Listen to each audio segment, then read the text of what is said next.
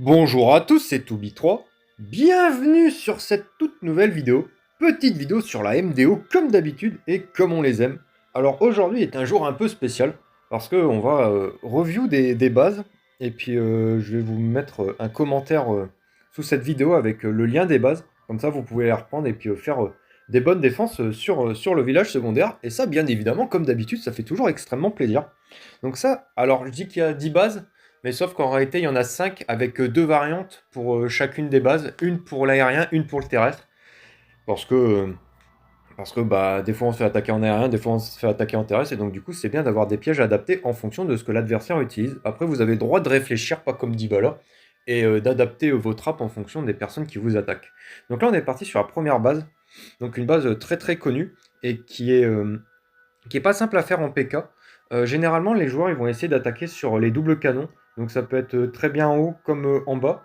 Il y en a certains qui attaquent en bas. Et dans ce cas-là, quand vous avez des bâtiments 4x4 comme ça, c'est pas mal de mettre des Tesla avec des pièges à pousser. Comme ça, bah, le géant il part sur Neptune et puis on en est débarrassé. Au nord, le double canon il peut être pris par une charrette. Et donc du coup, si jamais les gars ils vous attaquent pas trop souvent de ce côté-là, vous pouvez prendre les pièges à pousser puis les mettre là-haut. C'est un peu ce que j'ai fait pour la deuxième variante de cette base. Après, j'ai mis énormément de bombes, de bombes sol au centre de la base, et puis ça fait très mal pour les assaillants en PK. Donc ça, c'est la première base. Après, au niveau du second stage, le voilà, c'est un second stage assez traditionnel. J'ai mis un piège, le seul piège à pousser, il est ici, parce qu'en fait, il y a des gens, ils vont bien aimer mettre des charrettes ici, et en fait, quand ils vont tomber le canon, le canon, l'extracteur d'élixir et puis la cabane à droite, ils vont aller la charrette va aller sur le réservoir d'élixir et puis la charrette va se taper le piège et puis le double canon va en faire qu'une bouchée. Voilà, une petite Tesla ici parce qu'il y en a, ils aiment bien mettre une charrette ici pour prendre le pétard. À noter qu'il y a plusieurs emplacements pour la Tesla. Il y a là-haut, il y a ici aussi, et puis il y a sur la gauche, de telle façon à éviter qu'une charrette puisse prendre le pétard ici, et pour embêter les assaillants en bébé dragon qui attaqueraient sur la gauche. Donc voilà, c'est tout pour cette première base. Hop, on va save. Ça, c'est la deuxième base. Donc, du coup, pour les assaillants de type aérien, au niveau des deux Tesla, je les ai légèrement bougés, je les ai reculés d'un cran. Comme ça, si jamais ils attaquent, généralement, les assaillants en aérien vont attaquer sur la gauche, sur le camp ici. Et donc, du coup, ils vont finir par ça. Et là, le positionnement de Tesla, il est parfait dans le sens où que les bébés dragons arrivent par ici ou que les bébés dragons soient déposés ici, ils vont d'abord se heurter face à un bâtiment 4x4 avant de pouvoir toucher une Tesla. Et donc, du coup, bah, la Tesla elle va pouvoir avoir une plus-value assez monstrueuse. Euh, donc, comme j'ai dit, l'hélico il est très souvent posé à gauche. Et c'est pour ça que j'ai mis quasiment l'intégralité des pièges en aérien ici, comme pour faire en sorte de faire tomber l'hélico assez rapidement. C'est ce que j'ai dit sur le village d'avant. J'ai mis des pièges à pousser par le nord de telle façon à pouvoir prendre le double canon. A noter que si jamais vos assaillants ils s'amusent à mettre une charrette ici, hein, n'hésitez pas à bouger les pièges, hein, c'est pas des pièges fixes.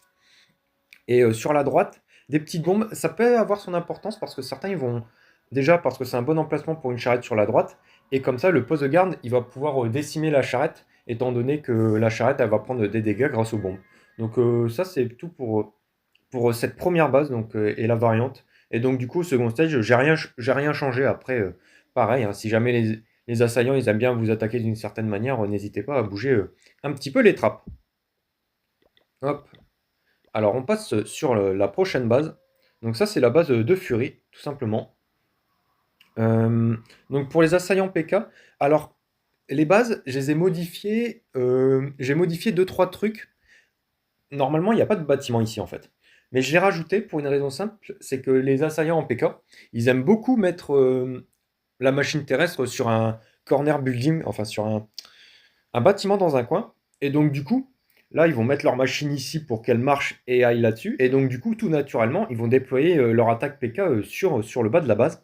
Ce qui fait que j'ai mis tous les pièges et les Tesla à l'opposé. Comme ça, la fin d'attaque, les PK ils vont galérer. Et j'ai pris soin aussi de bouger la maison des ouvriers. Normalement, elle est à la place du labo, je crois. Comme ça, les assaillants, ils ont plus de chances de faire one star. Et ça, bien évidemment, ça fait toujours extrêmement plaisir. À noter qu'étant donné que les géants ils peuvent être posés un peu partout. C'était un peu compliqué à trap et j'ai préféré opter pour une approche où j'essaye de trap les bombardiers. Alors ça va marcher jusqu'à un certain niveau de trophée, mais, euh, mais pas au-delà, parce que aux emplacements où on pose les bombardiers, eh ben, les assaillants ils mettent un géant pour voir justement s'il n'y a pas de trappe. Et donc du coup ça risque de moins bien marcher à haut niveau. Après vous pouvez toujours tester aux alentours de 5500 trophées, 5600 trophées, ça marchera du tonnerre. Donc du coup ouais, pour trappe les PK, il n'y a pas de 36 possibilités. Soit vous faites un trap machine, c'est très risqué. Et puis si ça passe pas, vous faites rouler dessus. Vous pouvez trapper les bombardiers, trappe les géants. C'est ce qui est assez fréquemment fait, mais sauf que là, je vous l'ai dit, je ne savais pas comment faire. Ou comme ici, mettre vraiment tous les pièges à l'opposé, et puis ça fait très très mal aux assaillants. Bon, le second stage, du coup, il n'y a pas de Tesla, il n'y a pas grand-chose. Et donc, du coup, c'est un peu des pièges un petit peu random. On peut essayer d'embêter des charrettes sur la droite avec les ressorts et avec les bombes. Et pareil pour le nord, mais rien de bien folichon. Alors, on est parti sur la variante en aérien. Donc, voilà un peu ce que je propose. À noter que j'ai pas entre les deux variantes, j'évite de changer comment dire l'emplacement des bâtiments en co-caisse parce que si jamais vous faites ça, l'adversaire il va se douter que quelque chose a changé sur la base. Il y a certains joueurs même du top niveau qui mettent pas exactement la même base et donc du coup on sait qu'elle est changée. Donc du coup voilà la base. Euh, Comme pour l'attaque précédente, je me doute que les adversaires ils vont vouloir mettre l'hélico ici. Et donc du coup je décide de partir pour des trappes bébé dragon, donc sur la droite et sur la gauche. Et puis si jamais ils attaquent par le bas, ils peuvent être aussi tentés de mettre une charrette sur la gauche, de telle façon à enlever les trois bâtiments ici. Et puis comme ça, lorsque la charrette devra avancer, elle va se prendre les pièges à pousser et elle sera dans le range de la Tessa. Et donc du coup, bah, ça sera la charrette, elle va mourir tout simplement. Et donc du coup, ça ferait nos affaires. Donc voilà un peu l'idée du trap pour le second stage. À noter aussi que j'aime bien aussi orienter mes villages de telle façon à ce que l'adversaire attaque au sud. Parce que j'ai l'impression, alors je suis pas 100% sûr, faudrait demander à des psychologues ou des gens qui s'y connaissent un peu mieux dans le domaine, que les assaillants en MDO, ils sont plus tentés naturellement à attaquer par le bas. Alors, c'est une théorie, faudrait demander à des gens plus expérimentés, mais j'opterai là-dessus, et donc du coup, c'est pour ça aussi que j'aime bien orienter mes villages de cette façon. Au second stage, on a des pièges à pousser. On a trois pièges à pousser, étant donné qu'on a seulement deux au premier stage. J'ai pris le soin de prendre toutes les bombes, les petites bombes, de telle façon à les placer au premier stage pour trapper justement les bébés dragons. Et donc voilà, je les ai mis à des emplacements qui sont somme toute intéressants. À noter aussi, j'ai fait en sorte aussi, là où il y a la Tesla, de mettre des bâtiments 3x3 avec pas mal de points de vie, mais sans que ce soit excessif. Par exemple, si je mettais le réservoir d'or avec le réservoir d'élixir à côté, bah, il y aurait baleine sous gravier, hein, très honnêtement. Et donc du coup, c'est pour ça que je mets quand même la mine à gemme et puis les extracteurs sur la droite, comme ça, bah, l'assaillant, il va bien se casser les dents avec ses bébés dragons. Donc voilà pour la quatrième base. Hop. La cinquième base, ouais. Alors, donc là, c'est la seule base où j'ai rien modifié, où j'ai prise comme telle de la part de Baseman. Donc ce sont des bons trappes pour l'aérien. Si jamais l'adversaire il souhaite mettre des bébés dragons à gauche, en haut ou à droite, bah, avec les Tesla et les bombes aériennes, ça va être compromettant. Et à noter qu'à droite, il y a même une grosse bombe sol pour un joueur qui souhaite jouer une charrette. Donc du coup, assez intéressant comme village. C'est vraiment le seul où j'ai rien modifié. Parce qu'il me semblait vraiment très très intéressant.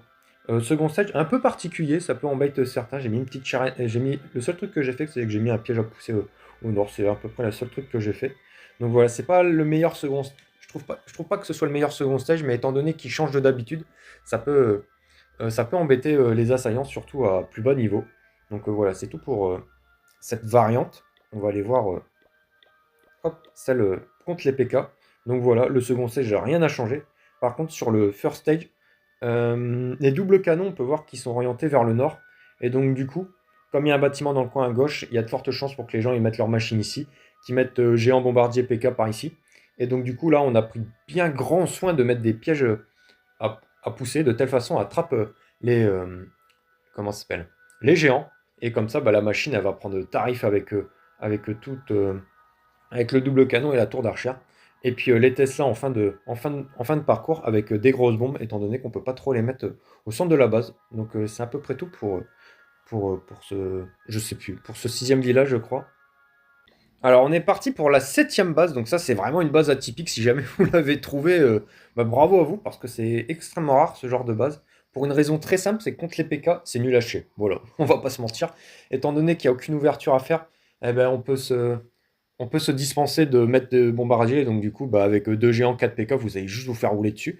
Par contre, contre des assaillants qui aiment bien jouer bébé dragon, eh ben, ils vont être un peu étonnés de la base. Et donc du coup, il y a deux emplacements idéaux pour l'hélico, c'est soit le nord, soit le sud. Et donc du coup, s'ils attaquent par le sud, voilà le bait entre guillemets à mettre. À noter que comme c'est un peu compliqué de trapper les charrettes, eh ben, c'est une des rares fois où je propose un village avec vraiment zéro push trap premier stage. Et donc du coup, ils sont tous ici. Donc voilà, deux ici de telle façon à attraper les charrettes. Pareil ici. Et là, en fait, c'est un spot intéressant pour mettre des charrettes de telle façon à prendre l'avant-poste de... Non, je sais plus comment il s'appelle. Bon, pour prendre les applis, hein. Le canon simple, le double canon. Et donc, du coup, ils vont être tentés de mettre un barbare pour voir s'il n'y a pas de piège. Et donc, du coup, c'est là où j'ai mis full ressort. De telle façon à vraiment protéger mes pièges à pousser. Comme ça, c'est... je préfère que les pièges à pousser soient utilisés contre les charrettes plutôt que contre les barbares. Donc voilà, c'est un peu l'idée du truc si jamais l'adversaire il passe quand même en aérien en utilisant des charrettes. Après, si le mec il vous poutre en terrestre, là j'y peux rien, ça sert à rien ça sert à rien de pleurer sur le service après-vente, hein. Je vous répondrai pas. Hop. Donc là, la seconde base. Donc là, pareil, à la différence près que là, je trappe plutôt les bébés dragons, alors qu'en bas, c'était un peu un mix des deux. Et donc du coup, ouais, l'hélico par le nord, à l'opposé de l'arc X. Et la première défense qui va taper, c'est le rôtisseur, et puis bah, des pièges à gauche et des pièges à droite pour trapper les bébés dragons. C'est un peu ce que j'ai proposé sur la base d'avant. Donc ça, c'est la huitième base.